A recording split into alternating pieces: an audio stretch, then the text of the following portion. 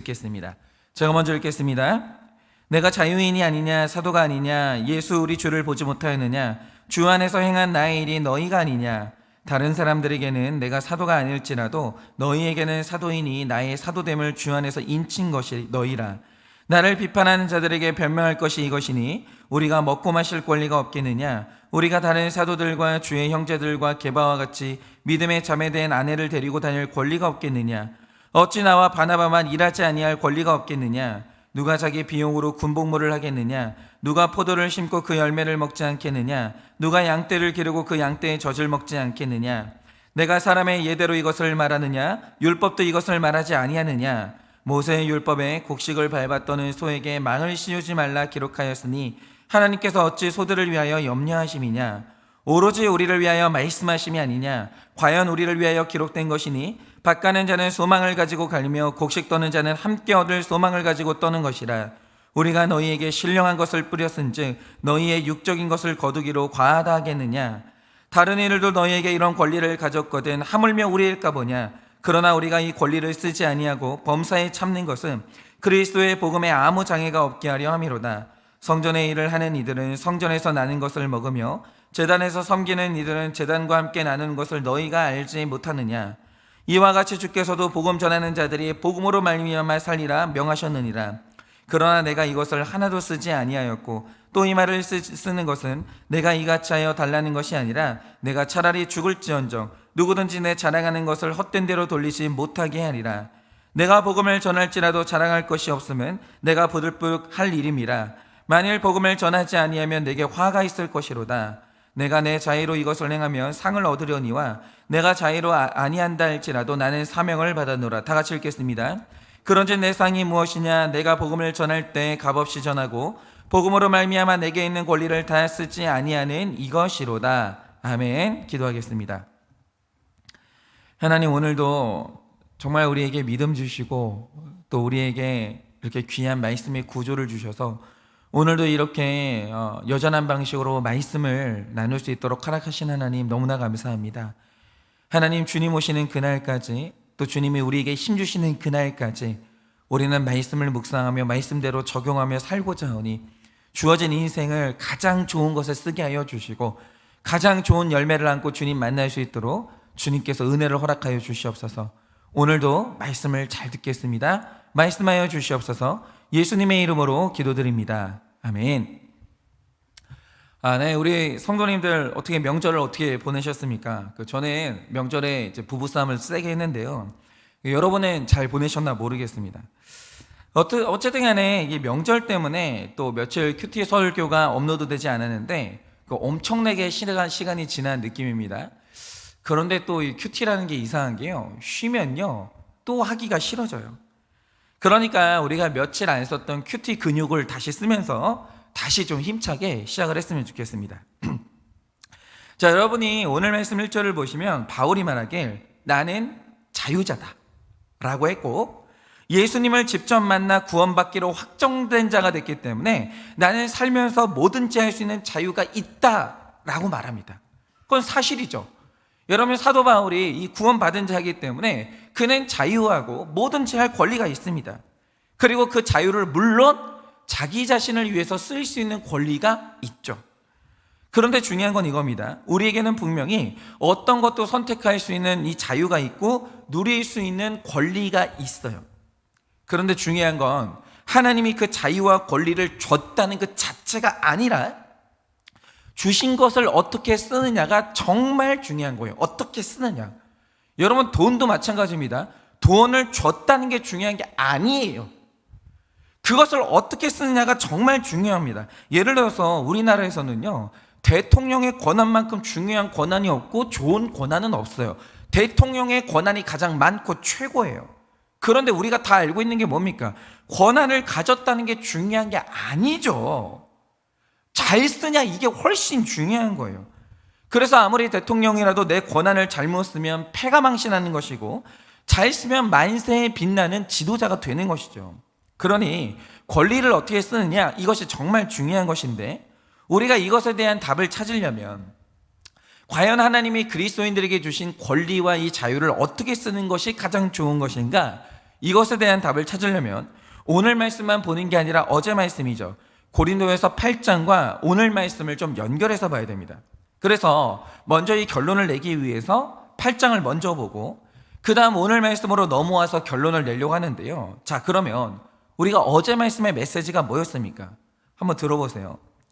제가 이제 아이를 키우면서 한 번씩 겪는 일이 뭐냐면 애들이 잠을 자다가 이제 꿈을 꾸잖아요. 여러분 그런 경험 해보셨죠?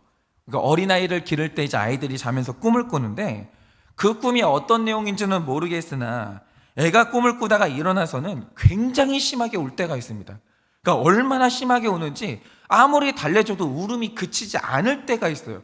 그런데 그게 현실에서 어떤 일을 겪어서 그런 게 아니라 꿈을 꾸다가 그렇게 되는 거예요. 애들은 그럴 수 있죠. 그런데 문제는 뭐냐? 꿈에서 깨면 현실 세계로 돌아왔잖아요. 예를 들어서 꿈에서 어떤 괴물을 봤다고 하죠. 근데 그게 꿈에서 아무리 생생했어도 현실로 넘어오면 그건 없어요. 어디에도 없습니다. 존재를 안 해요. 아무 데도 없는 거죠. 그러니 꿈에서는 아무리 두려웠다고 해도 꿈에서 깨어났으면 여러분 성숙한 어른들이 보이는 반응이 뭡니까? 아이고 꿈이구나. 끝이에요. 그러니까 꿈과 현실의 경계가 명확한 게 성숙이라는 거죠. 아, 꿈이었구나. 그러면서 안심을 해야 성숙 아닙니까? 그런데 아이들의 연약함이 뭐냐면 꿈과 현실의 경계가 명확하지가 않아요. 현실이 꿈 같고 꿈이 현실 같은 거예요. 구분이 안 되는 거죠. 그래서 꿈에서 봤던 이 괴물이 있는데 현실로 넘어왔으면 그게 없거든요. 그런데 그게 벗어나질 못해요. 그래서 꿈에서 봤던 괴물 때문에 현실에 화장실 가는 것도 두려워하고 잠을 못 자는 거죠. 다시 말해 존재하지도 않는 것 때문에 사로잡혀서 아이가 힘들어하는 거예요. 너무 연약한 거죠. 그러면 보세요. 연약함이 있는데 아이가 이런 연약함 때문에 힘들어할 때 여러분들은 어떻게 하십니까? 혹시 우리 중에 우는 아이를 놓고 지식으로 나가면서 꿈이 뭐고 현실이 뭐고 그리고 네가 지금 있지도 않은 꿈 때문에 이렇게 우는 것은 굉장히 어리석고 부끄러운 일이야 라고 하면서 지식으로 혼내는 분들이 있습니까? 여러분 보통 아이가 꿈이 준 두려움 때문에 울 때 부모님들이 보통 하는 행동이 뭡니까? 그러니까 어른이 그러면 혼내야죠. 네가 지금 몇 살인데 이러냐. 어른이 그러면 혼내야죠. 안타깝죠. 그런데 아이가 이럴 때 그때 부모님들이 하는 행동이 뭡니까? 아이가 느끼는 그 두려움을 인정해 주는 거예요. 야, 두렵겠다. 힘들겠다. 그리고 부모님들이 하는 일이 뭐냐면 계속 안아주고 토닥토닥 해주는 거예요. 근데 이 토닥토닥 해준다는 게 뭐냐면 엄마가 지켜준다라고 확신을 주는 거죠. 이럴 때는 말이 필요가 없는 거예요. 꿈에서 괴물을 봤어? 무서웠겠네. 엄마가 지켜줄게라고 하면서 토닥토닥 해주는 거예요. 여기에선 지식이 필요하지가 않은 거예요. 그런데 참 재미있는 게 뭐냐면 이렇게 아이들이 지식이 아니라 그냥 안아주면 애들이 완벽하게 이게 안전하다. 이게 안심이 될 때가 있거든요. 그런데 안전하다는 게 믿어지는 순간 갑자기 어떤 일이 일어납니까? 애가 다시 이 잠 속으로 빠져들면서 평안하게 잠드는 거예요. 여러분 바로 이게 어른이 아니고 아이의 연약함을 다루는 부모의 방식이죠. 지식으로 나가는 게 아니라 사랑으로 나가는 거예요. 그러니까 이런 거죠. 여러분 제 딸이 영원히 이렇게 미성숙한 상태로 있지는 않겠죠. 언젠가 이 아이가 뭔가 지식이 자라갈 것이고 그러면 꿈과 현실이 구분이 되면서 자연스럽게 두려움에서 벗어나는 날이 올 거예요. 여러분 미성숙의 두려움에서 벗어나는 일은요 그 성숙으로 나가면 돼요. 그러면 자연스럽게 벗어나게 됩니다. 그런데 여러분 미성숙을 해결하는 게 성숙이고 어른이 되는 것인데 어른이 그냥 되냐 이거죠. 여러분 인간은 누구나 죽어도 안 되는 게 있는 미성숙의 때를 지나야 되는 거예요. 그럼 이 미성숙의 때를 지나고 있을 때 그때 사람들의 역할이 뭐냐? 안 되는 미성숙의 때를 지날 때 기다려주는 게 최고의 사랑이라는 거죠. 기다려주는 게 지식으로 혼내는 게 아니라 지식으로 너의 미성숙을 증명하는 게 아니라 그 미성숙을 인정하고 기다려주는 게 최고의 사랑이라 이겁니다. 그런데 이거는 영적인 영역도 마찬가지인데요. 어느 날 어떤 사람이 구원받아서 영적으로 거듭났다라고 하죠. 영적인 세계에서 태어났어요. 그런데 영적으로 막 태어난 사람이 순교자의 신앙으로 점프할 수 있냐고 하면 그거는 불가능해요. 그런 건 없는 겁니다. 육적인 세계나 영적인 세계나 그런 건 없는 거예요. 그래서 교회에서 엄격하게 제한하는 게 뭡니까? 어제 세례 받은 사람한테 오늘 장로의 직분을 주는 게 아니에요. 여러분, 엘더라는 말의 뜻이 뭡니까? 장로라는 말의 뜻이 뭐예요? 나이 든 사람을 뜻하는 게 아니에요. 성숙한 사람을 뜻하는 거예요. 여러분, 그런데 사람이 구원의 확신으로 나아갈 때는요, 이 말 뜻이 뭐냐? 말씀을 배우는 시간도 있어야 되고, 배운 말씀을 적용하면서 이게 진리라는 걸 확인하는 경험이 필요하고, 몸으로 고난을 겪어보는 시간들이 필요하다라는 거죠. 그 기간을 거쳐야 돼요. 그 전에는 죽어도 안 되는 미성숙이 영적인 세계에서는 있는 거예요.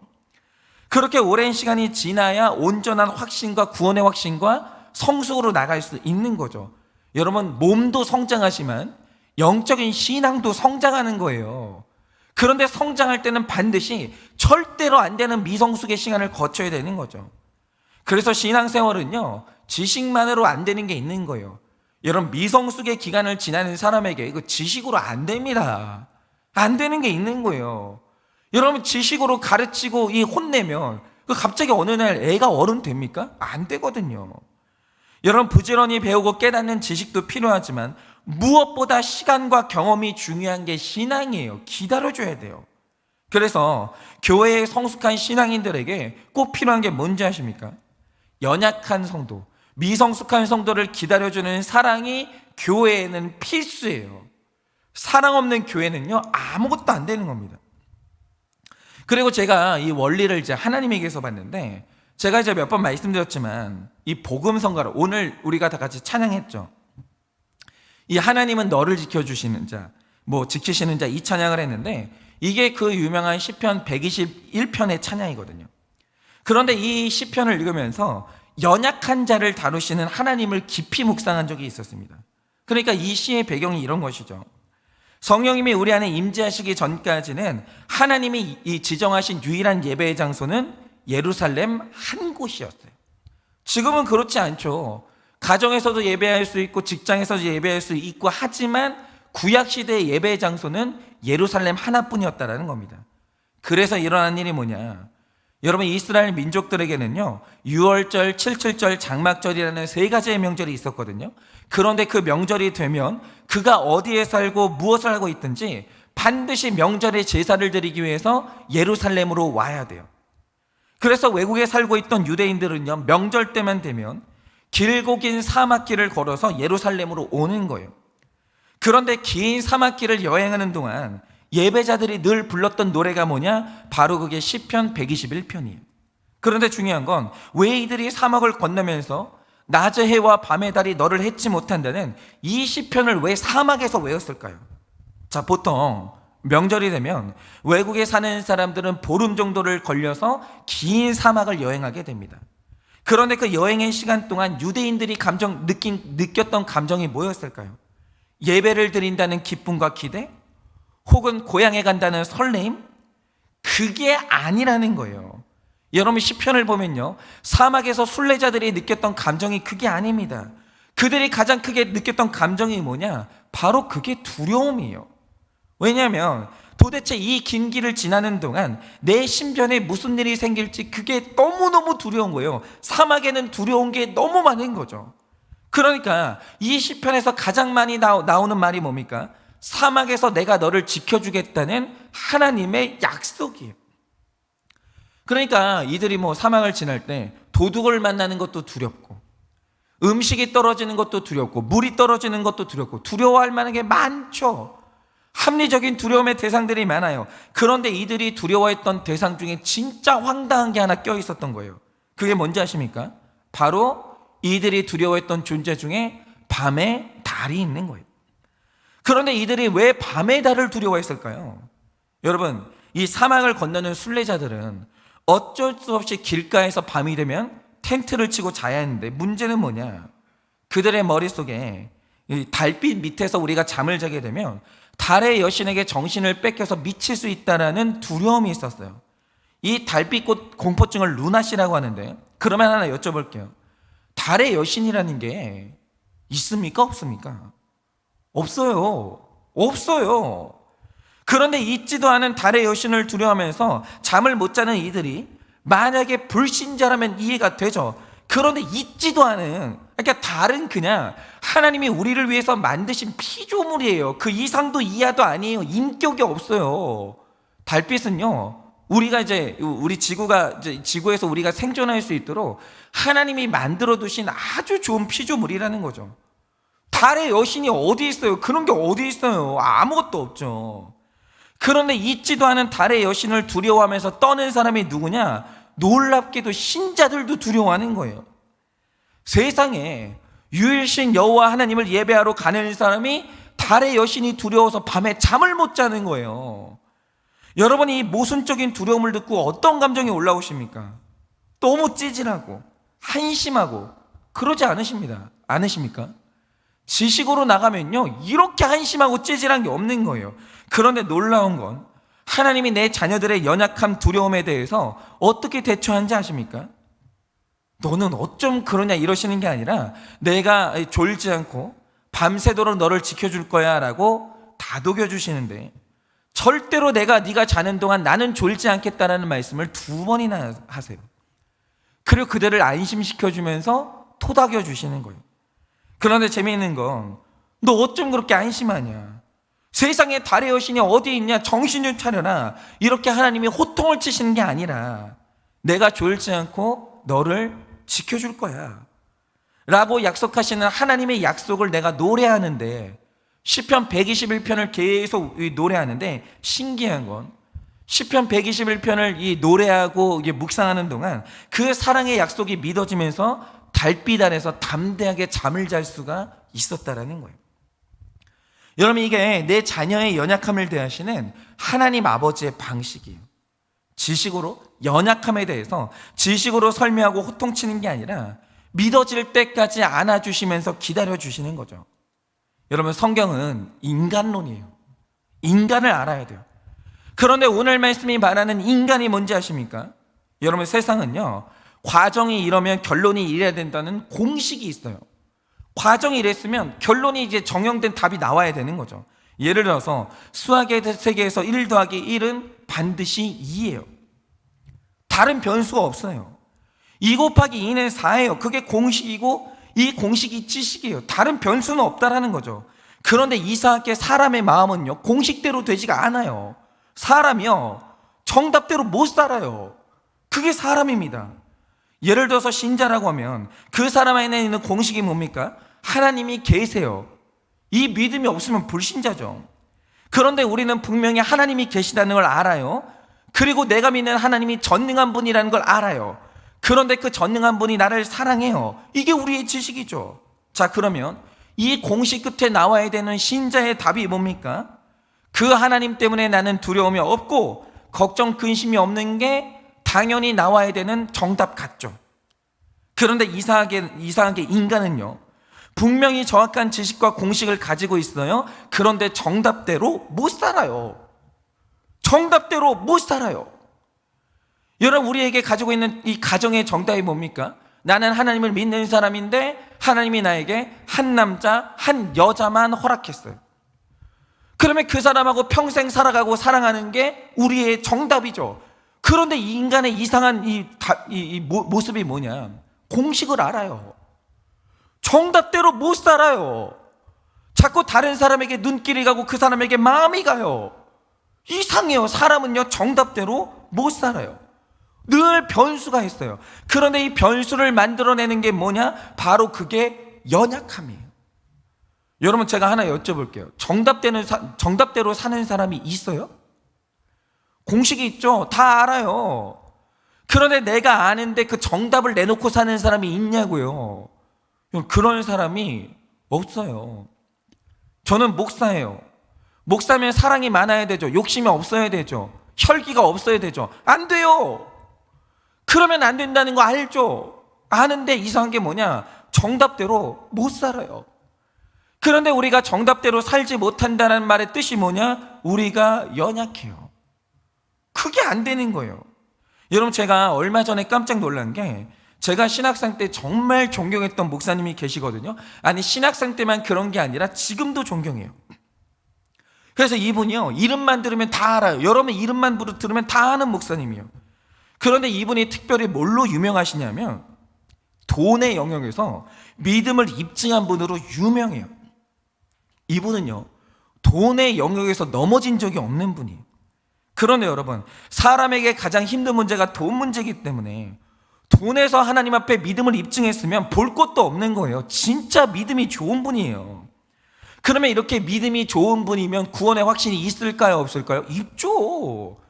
아니, 왜 없겠어요? 있죠. 당연히 있죠. 그러면 구원의 확신이 있는 분은 죽음도 두렵지 않겠죠? 이거 정답 아니에요? 내가 구원의 확신이 있어요. 나 죽으면 천국 가요. 100%예요. 그러면 죽음이 찾아왔을 때 안 두렵겠죠? 이게 정답이에요. 그런데 이분이 하시는 말씀이 뭔지 아세요? 어느 날 몸이 안 좋아서 병원에 갔는데 폐암이래요.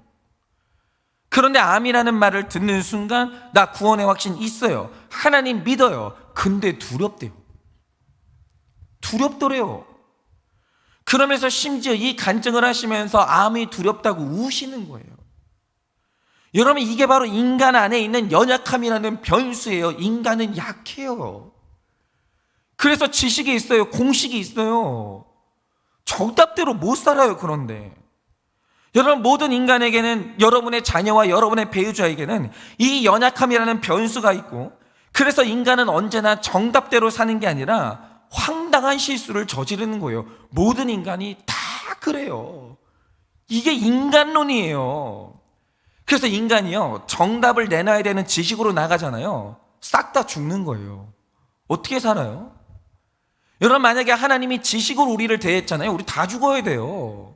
왜냐? 내가 믿음도 줬다, 은혜도 줬다, 성경책도 준다. 근데 왜 말씀대로 못 살아?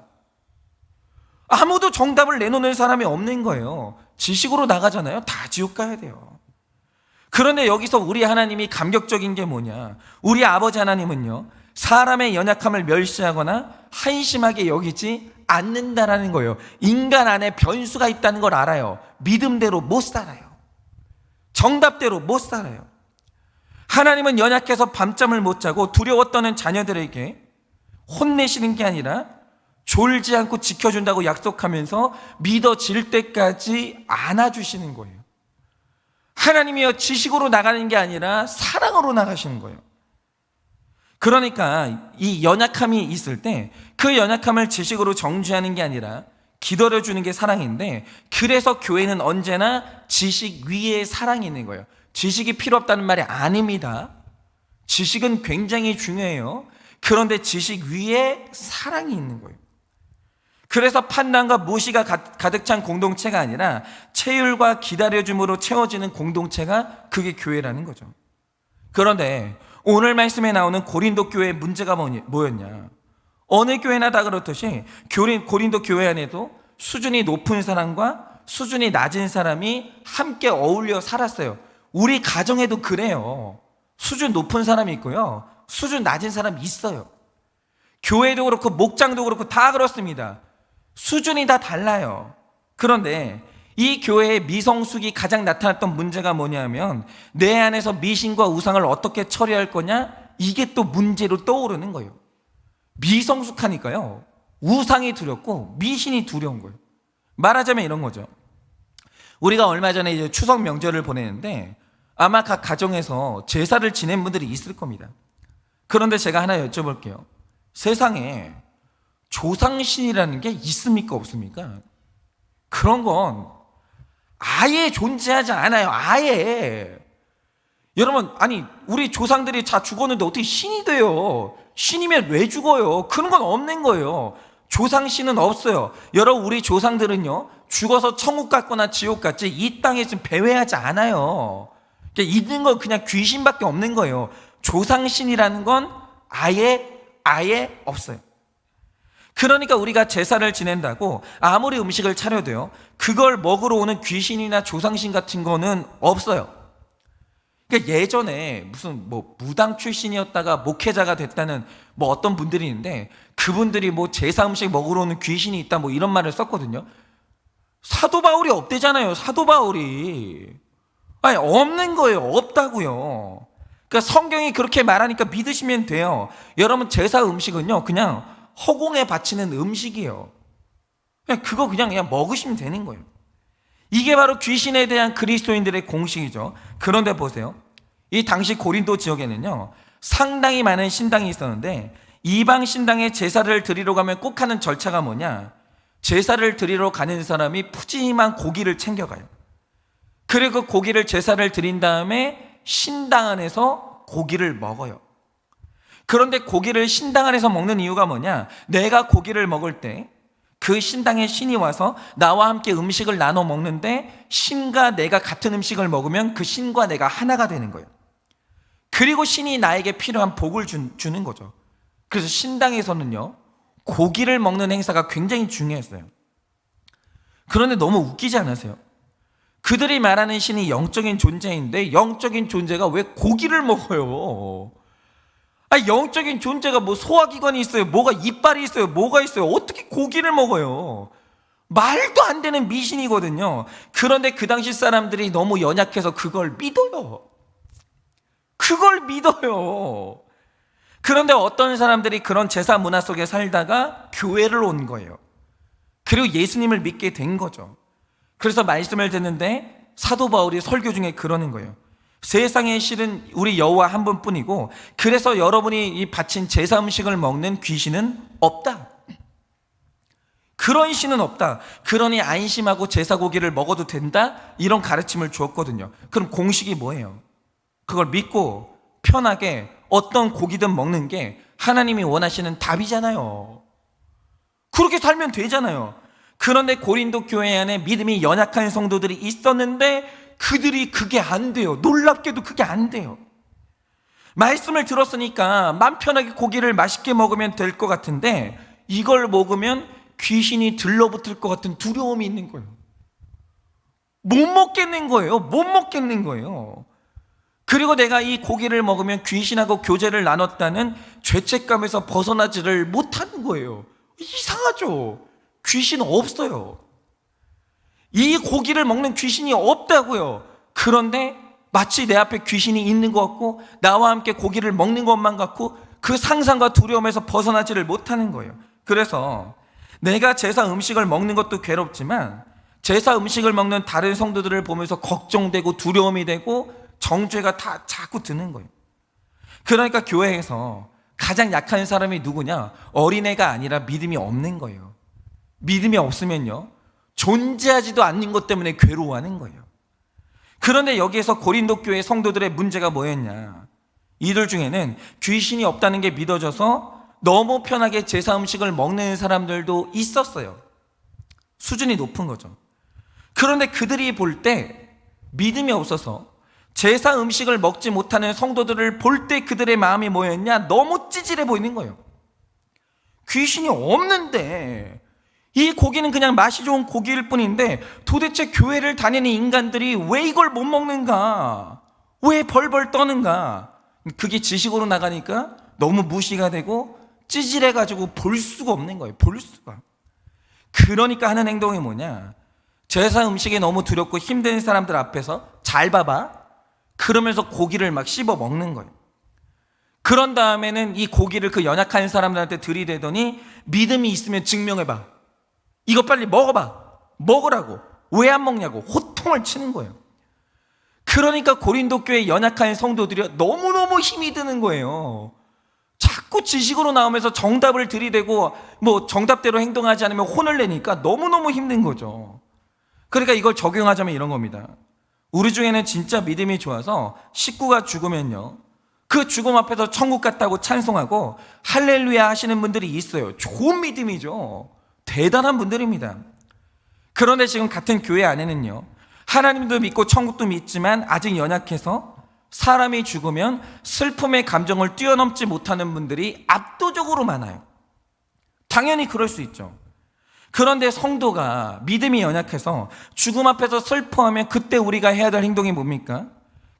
이 감정도 존중하면서 같이 손잡고 앉아 있어주면 되는 거예요. 그게 지식 위에 사랑으로 나가는 거예요. 손잡아주면 될 거 아니에요. 가만히 있으라고요. 말하지 말고. 그냥 같이 손잡고 앉아 있어주면 될 거 아닙니까? 그런데 어떤 분들을 보면요, 그게 너무너무 무시가 되고 찌질해 보이는 거예요. 그러면서 울고 있는 유가족들한테 호통을 치는 거죠. 아니 네가 집사인데, 아니 당신이 권사인데 부모님이 죽어서 천국 갔는데 왜 우냐고, 어떻게 그렇게 믿음이 없냐고 호통을 치는데, 바로 이게 고린도 교회 성도들의 문제였던 거예요. 사랑이 없고 지식밖에 없는 거예요. 그러니까 정죄가 되고 찌질하게 느껴지고 막 이게 안 받아들여지는 거죠.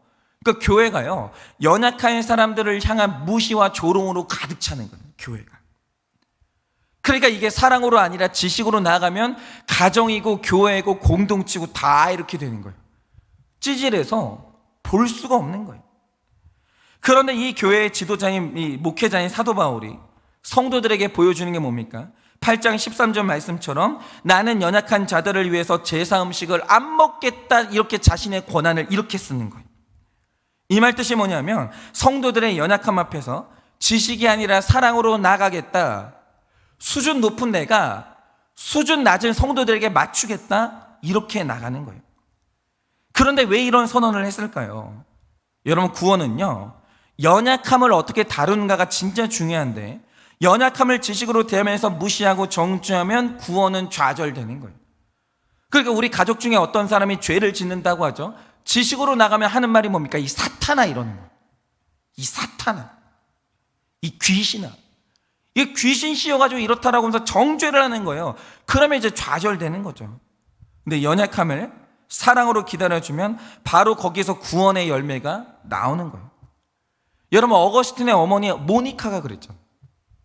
어거스틴이 그 젊었을 시절에 난리도 아니었어요. 막 혼외자로 막 애를 낳고 막 마니교에 빠져가지고 이단에 빠지고, 그 어머니가 정죄를 안 하는 거예요. 그리고 어떻게 하냐? 땅바닥에 패일 때까지 눈물로 기도하면서 기다려주는 거예요. 어거스틴이 그 어머니를 보고 사랑으로 돌아온 거예요. 바로 이겁니다. 그러니까 오늘 9장이 말하는 게 뭐냐, 바로 이거예요. 여러분, 저에게 신학을 가르쳐 주신 제 선생님이 실제로 겪은 일인데요, 교수님이 미국에서 공부를 하실 때 교수님의 아들이 유치원에서 재롱잔치 같은 발표를 한 거예요. 근데 교수님이 애가 이렇게 커가지고 막 춤을 추니까 너무 기특하고 예쁜 거예요. 그래가지고 이제 캠코더를 가져가가지고 비디오를 찍는 거죠. 그래서 이걸 나중에 평생 간직하고 싶어가지고 찍으려고 갖고 간 거예요. 그래서 삼각대를 설치하고 캠코더를 설치한 다음에 전원을 딱 켰는데 황당한 거죠. 아니, 이렇게 중요한데 몰랐던 게 뭐냐면 배터리 충전을 안 한 거예요. 딱 켰더니 빨간불이 깜빡깜빡 들어오면서 20%밖에 안 남았다, 이게 나오는 거예요. 그러니까 행사 전체를 찍을 수가 없는 거죠. 그러면 이제 이게 배터리가 없으면 뭘 찍을지 선택을 해야 되는데, 그럼 하나 여쭤볼게요.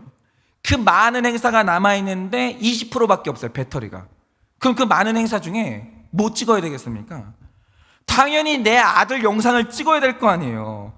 그래서 이분이 20%밖에 안 남았으니까 모든 걸 포기하고 아들이 나왔을 때 딱 카메라를 돌린 거예요. 그런데 다행히도 아드님이 공연하는 건 완전히 찍고 그리고 배터리가 나가더라는 거예요.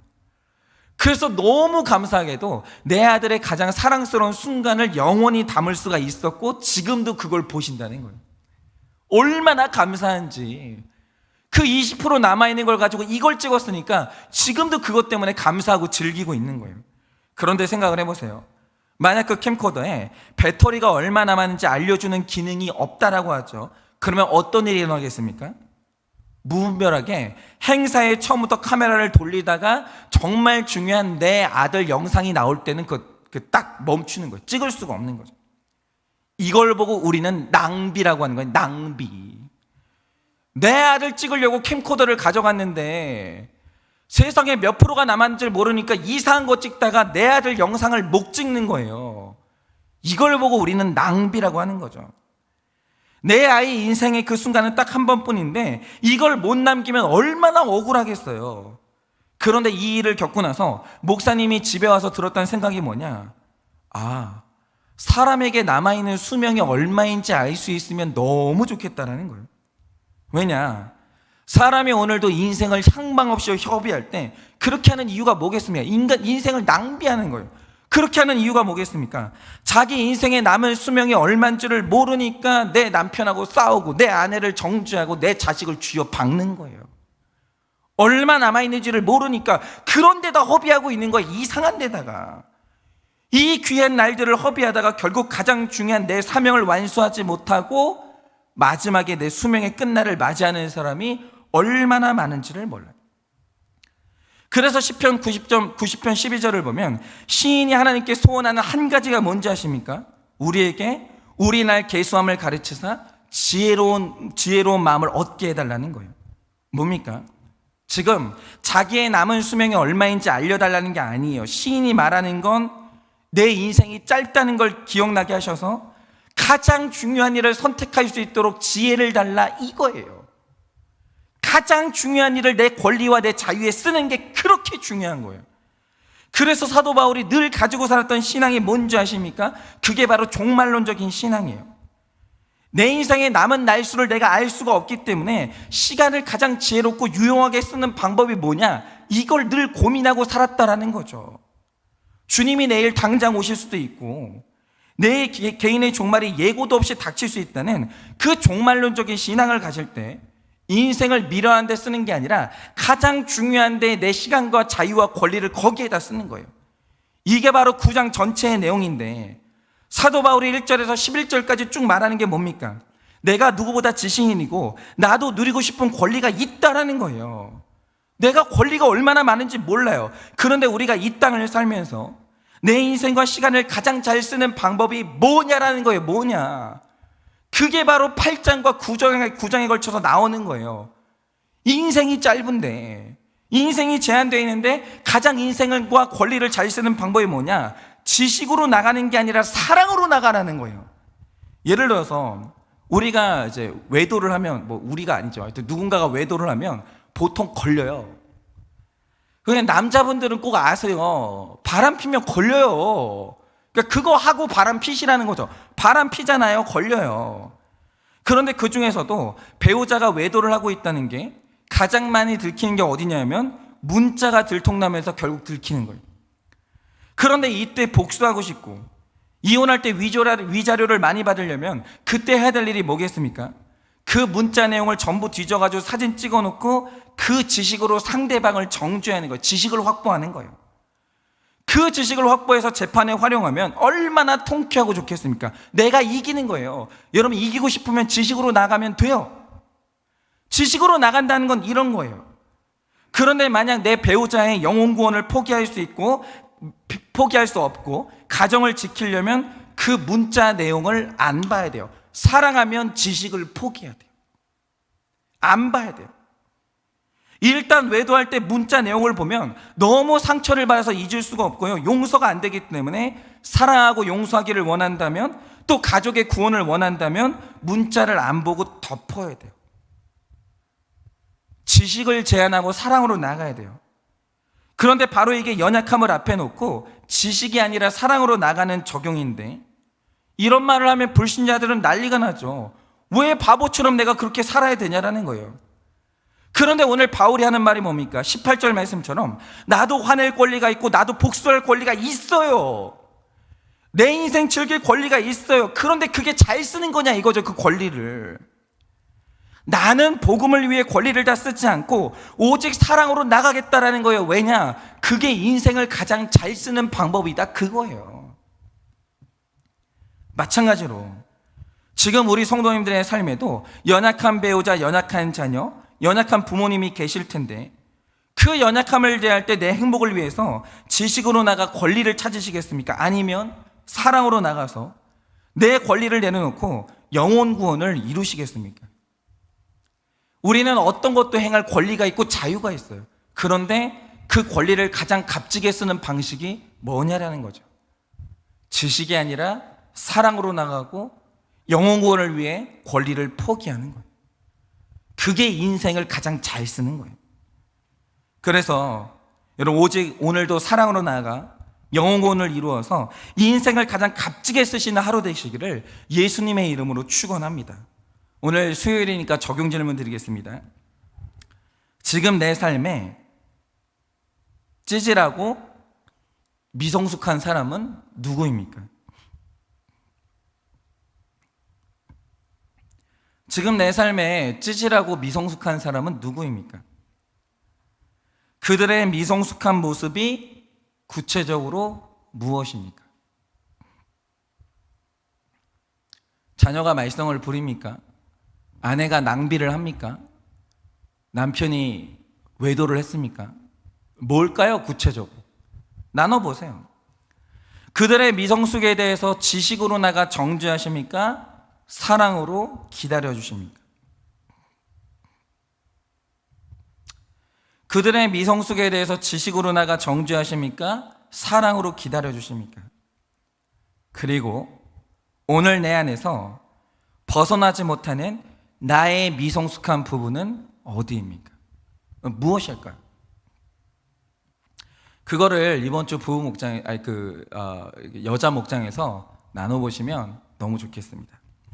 네, 오늘 제가 기도하고 축도함으로 마치고 각자 기도의 자리로 나가도록 하겠습니다. 기도하겠습니다. 하나님, 우리는 연약합니다. 하나님, 우리는 오늘도 실수합니다. 주님 뜻대로 살기에 부족합니다.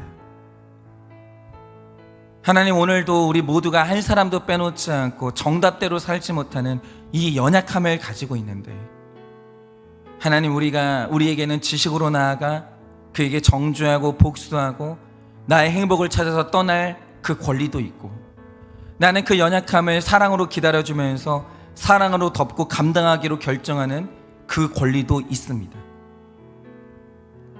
그런데 오늘 말씀이 우리에게 말하는 것이 무엇입니까? 나는 인생을 가장 잘 살기 위해서 지식이 아니라 사랑으로 나아가 그 연약함을 품겠노라고 오늘 바울이 말합니다.